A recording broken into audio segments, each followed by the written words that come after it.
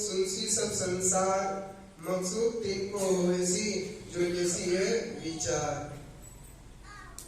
महामती प्राणनाथ जी महाराज जी कीर्तन वाणी के अंतर्गत उन्होंने इस बात को रखा, कहती हूँ उम्मत को। किसको उम्मत? मतलब अपने लोगों को, अपनी जमात को, अपने समुदाय को, अपने सगे संबंधियों को कहते हैं। तो यहाँ पर उम्मत कौन है? तो परम धाम में राजी महाराज जी के साथ श्यामा जी, और श्यामा जी के साथ में कितने हैं? 12,000 सखियां। तो जो भी शिक्षा देना है तो सबसे पहले अपने लोगों को ही समझाया जाता है, कहा जाता है। तो प्राणनाथ जी महाराज जी कहते हैं, कहती है उम्मत को सुनसी सब सुन संसार। हम एक को कहेंगे, अपने लोगों को समझाएंगे, अपने सखियों को हम कहेंगे, लेकिन इस ज्ञान को संसार के समस्त जन तक पहुंचेगी। और जो ज्ञान संसार के जन तक पहुंचेगी, उनमें मकसूद तिनको होएसी, जो लेसी है विचार। जिसके मन में विश्वास होगा कि नहीं, प्राणनाथ जी तो अच्छा ज्ञान हमें दे रहे हैं, अरे हमारा भी कल्याण होगा। तो जो उनके विश्वास वचनों पर विश्वास करके चलेगा, तो कहते हैं उनका भी कल्याण होगा। तो प्राणनाथ जी महाराज जी ने वो कौन सी बात हम सबको बतलाए हैं कि जिस वचन को सुन करके हम सब तो चेतेंगे ही, हम सब अपने आप को सावधान होंगे, साथ साथ में संसार का भी कल्याण होगा। तो प्राणनाथ जी महाराज जी अपनी वाणी में एक ही चीज करते हैं, हमें और आपको क्या कहते हैं? एक भजन के माध्यम से उसमें संकेत किया गया है, उठी जाग मुसाफिर, भोर भई अब रहे न कहाँ जो सोवते हैं। उठी जाग मुसाफिर, भोर भई अब भोर भई अब कहाँ तू सोवते हैं। जो जागते सो पावते, जो जागते सो पावते, जो सोवते सो खोवते। उठी जाग मुसाफिर, भोर भई अब न कहाँ जो सोवते।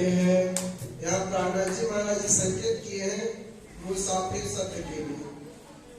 इस भजन में मुसाफिर किसको कहा गया है? कि यह संसार क्या है? कि यह एक संसार खेल का है। खेल कहें, सपना कहें, नाटक कहें या माया कहिए, यह संसार माया का है। और इस माया के संसार में, नश्वर संसार में हम और आपकी आत्मा कहां से आई है? तो परम धाम से आई है। आत्मा कहां से आई है? परमात्मा के धाम से आई है। आत्मा और परमात्मा दो नहीं, एक ही है। एक ही आत्मा परमात्मा एक ही है, लेकिन कारण और कार्य से एक से दो हो चुके। जैसे एक भागवत में दृष्टांत आता है, उस दृष्टांत में कहा गया है अविज्ञात और पुरंजन। अविज्ञात कौन है? परमात्मा। पुरंजन कौन है? आत्मा। ये दोनों शाश्वत साथ साथ रहने वाले हैं। तो आत्मा को सखी भी कहा गया है, आत्मा को अनेक नामों से संबोधन किया गया है। गोपी भी कहा गया है, अबला भी कहा गया है। तो यहाँ पर आत्मा को जब परमात्मा के धाम में अनंत काल से आनंद में ही रहती थी ये आत्मा, परमात्मा के साथ में कहते ना सदा आनंद मंडल में रही। तो ये आनंद, ये आत्मा आनंद के सिवा कुछ जानती नहीं थी। वह तो इतना ही जानती थी जैसे हम और आप क्या कहते हैं, परमात्मा सच्चिदानंद है। तो परमात्मा कैसे है? सब शाश्वत है, वह सनातन है। सनातन उसको कहा जाता है जब कुछ भी नहीं था तब भी वो परमात्मा थे। जैसे अद्वैत ब्रह्म, एको ब्रह्म द्वितीय नास्ति, जब कुछ नहीं था तब भी परमात्मा थे, जब यह सृष्टि बना, संसार बना, तब भी वो परमात्मा है, और जब यह संसार नहीं रहेगा तब भी वह परमात्मा रहेंगे। तो जो शाश्वत है वही सनातन है, और उसी के लिए यहाँ पर संकेत कहा गया है कि सत्य और चित्त कौन है, वह चेतन परमात्मा से, और उसी के आनंद स्वरूप जो आनंद है, तो परमात्मा अकेले आनंद नहीं रमण कर सकता, आनंद का उपभोग नहीं कर सकता, इसलिए वह परमात्मा एक से दो हो गए। अपने आप को तीन भागों में बांट दिया, सत्य, चित्त और आनंद। और आनंद जिसे कहा गया है, तो परमात्मा का राज्य महाराज जिसको कहते हैं, परमात्मा कहते हैं, वो परमात्मा का आनंद कौन है, तो सखियां हैं, आत्माएं। 12,000 श्यामा जी के साथ में जो सखियां हैं, वो राजी जिसे परमात्मा कहते हैं, उनके आनंद स्वरूप सखियां हैं। और सखियों के आनंद स्वरूप कौन है, परमधाम में जब आनंद ही आनंद है, तो कहते हैं सत्य चित्त आनंद, इन तीन पदों से परमधाम बसा है। सत्य हमेशा शाश्वत है, चित्त परमात्मा चेतन है, और चेतन से जो उत्पन्न हुआ वह कौन है, वह भी चेतन है। तो चेतन से जो उत्पन्न हुआ उनके वाम अंग से, तो कहते हैं सखियां, रूहें कहें, आत्मा कहें, वह अनंत सखियां उत्पन्न हुई। तो वह आप परमात्मा जो अपने आनंद के लिए सखियों को उत्पन्न किए थे, तो सखियों को उत्पन्न किए अपने आनंद के लिए राजी महाराज जी, लेकिन सखियों का आनंद कौन है, परमात्मा। अकेले परमात्मा भी आनंद नहीं प्राप्त कर सकते, और अकेले सखियां भी आनंद प्राप्त नहीं कर सकती। दोनों का परस्पर सहयोग होता है, तभी आनंद की उत्पत्ति होती है। जैसे एक हाथ से कभी ताली बजता है, एक हाथ से ताली नहीं बजता, दोनों हाथ का सहयोग चाहिए।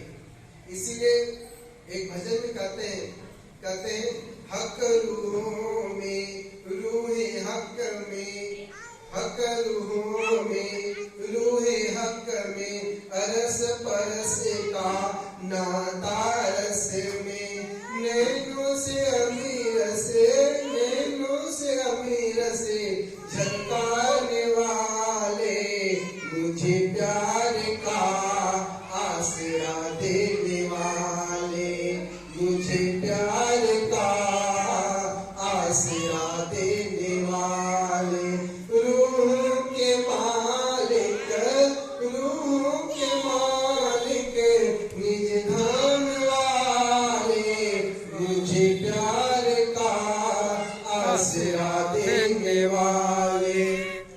तो कहते हैं हक रूहों में, राजी किसको सुख दे रहे हैं, सखियों को, रूहे हक में, राजी सखियों को, सखियां राजी को।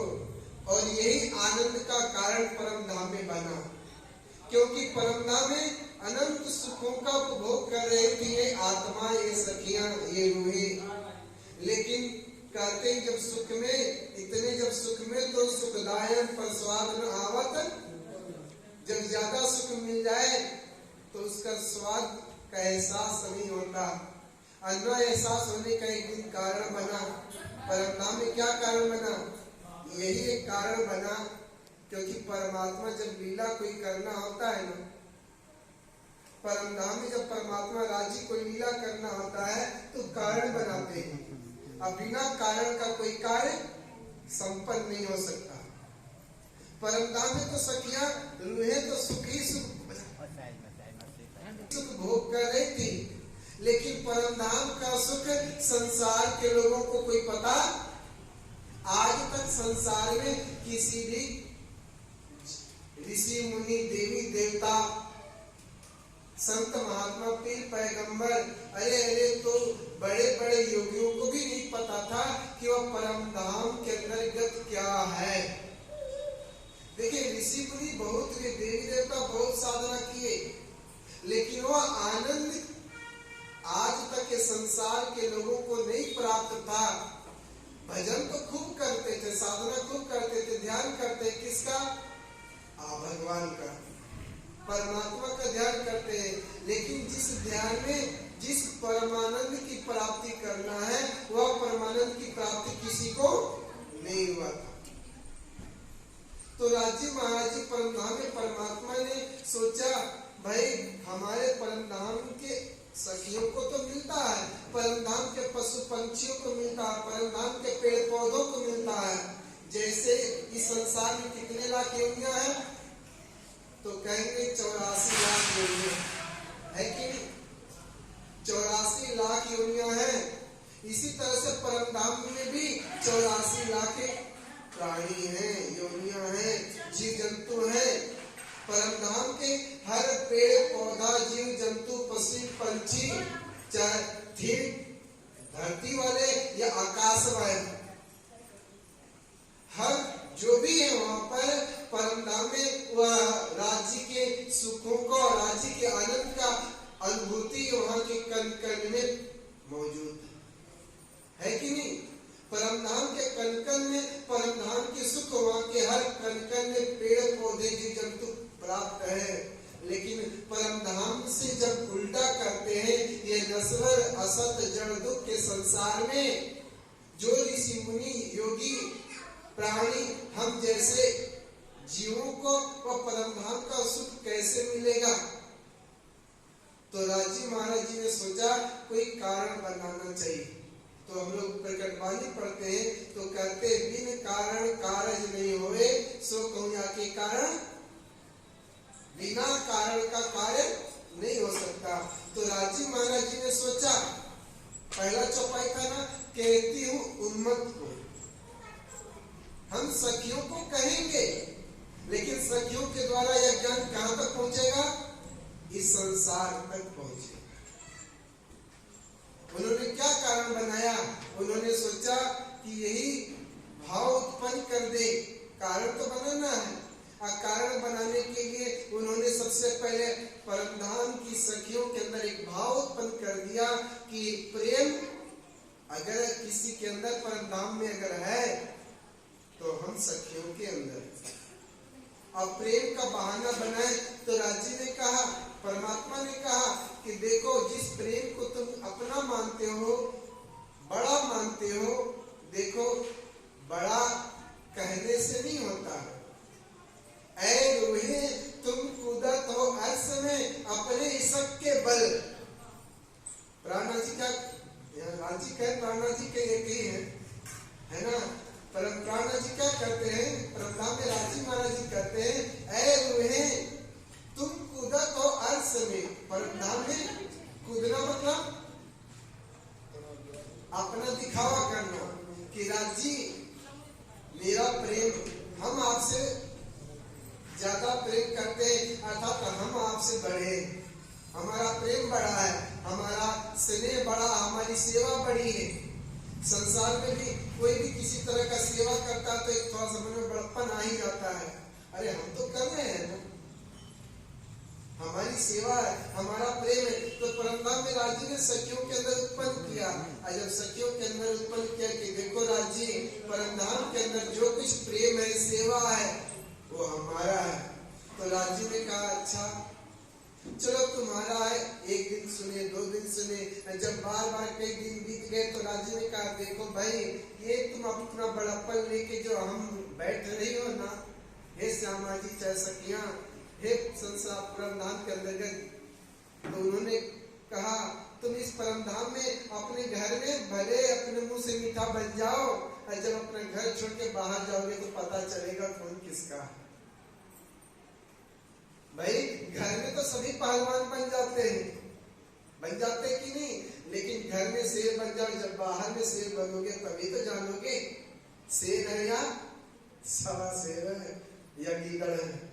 तो राजेश ने कहा कि देखो, इसका निर्णय करने के लिए परमधाम से कहीं अलग जाना पड़ेगा, और जब अलग जाकर के अपने प्रेम को जताओगे तब हम समझेंगे कि तुम्हारा प्रेम बड़ा है।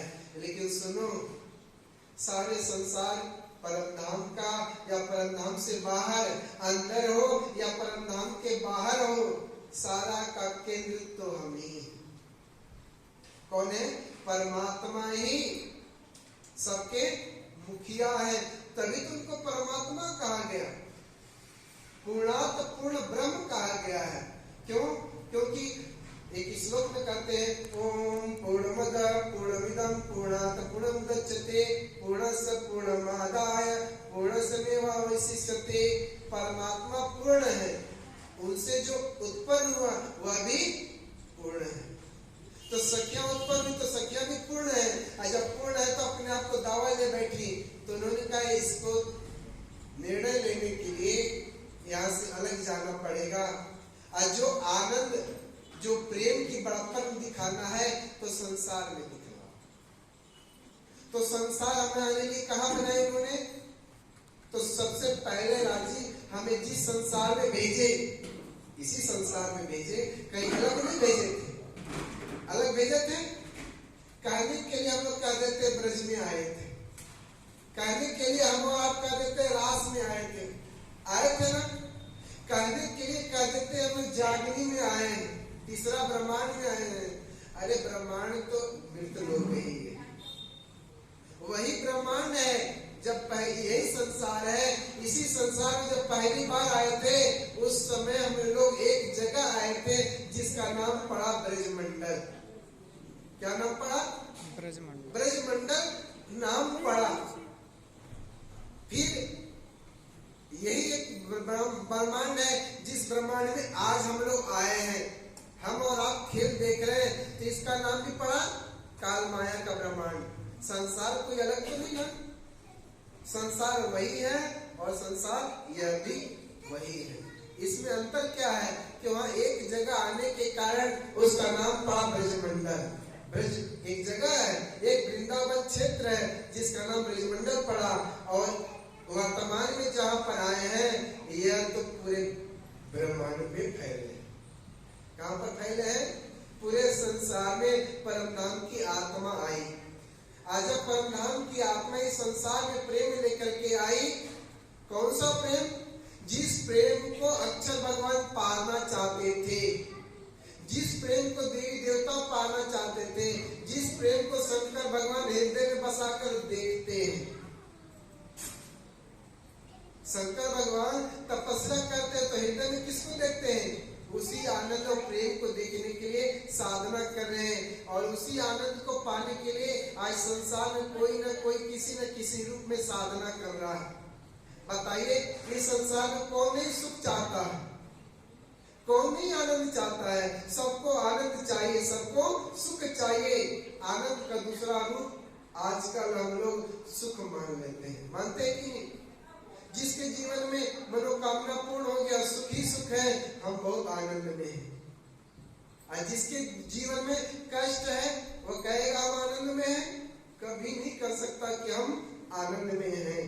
इसलिए जब हम इस संसार में परमधाम से आए, जिसको हमने कहा था पुरंजन और अविज्ञान, अविज्ञान परमात्मा है, राज्य है, और पुरंजन हम आत्मा है। इस संसार में आकर के जब हम लोग ब्रजमंडल में आए थे पहली बार, उस समय भी हमारा प्रेम राजी महाराज जी किसको सिखलाए? हम गोपियों को। वृंदावन में जब हम 11 वर्ष 52 दिन तक आके रुके थे, लीला जब भगवान श्री कृष्ण ने जितना किया और वह लीला के, तो सखियां जो थी वो कोई और थी या हम और आप थे? हम ही गोपी बने थे, हम ही इंद्रावती, हम ही सुंदर बाई, हम ही केसर बाई, हम ही कमलावती, हम ही चंपावती, अनेक नामों में हम परमधाम से आत्मा की गोपी बनी थी। लेकिन जो प्रेम परमधाम से भले हम आ गए, लेकिन राज्य की जो परमधाम का आनंद है वह प्रेम ब्रजमंडल में हमने देखा। राज्य ने जो प्रेम हमें दिया और हम राज्य के साथ जो प्रेम लीला किए, वह कौन सा प्रेम लीला था कि भगवान कृष्ण के बिना हम एक क्षण भी नहीं रह सकते थे। रह सकते थे नहीं, माखन के चोरी के बहाने भगवान हमसे मिलने आते थे, पनघट पर पानी भरने के बहाने हम भगवान से मिलने जाते थे। कभी उलाहना लेकर, कभी कोई न कोई बहाना लेकर के हम लोग कृष्ण का दर्शन करने जाते थे।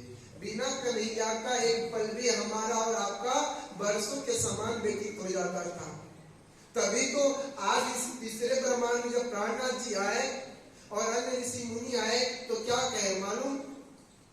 उन्होंने स्पष्ट कह दिया कि प्रेम बसे ब्रज ब्रह्म सृष्टि में, जो खेले स्वरूप ब्रज, कहते कि नहीं? प्रेम प्रेम सब कोई कहे, प्रेम न चीने कोई, अष्ट पर बिना रहे प्रेम कहावे सोई।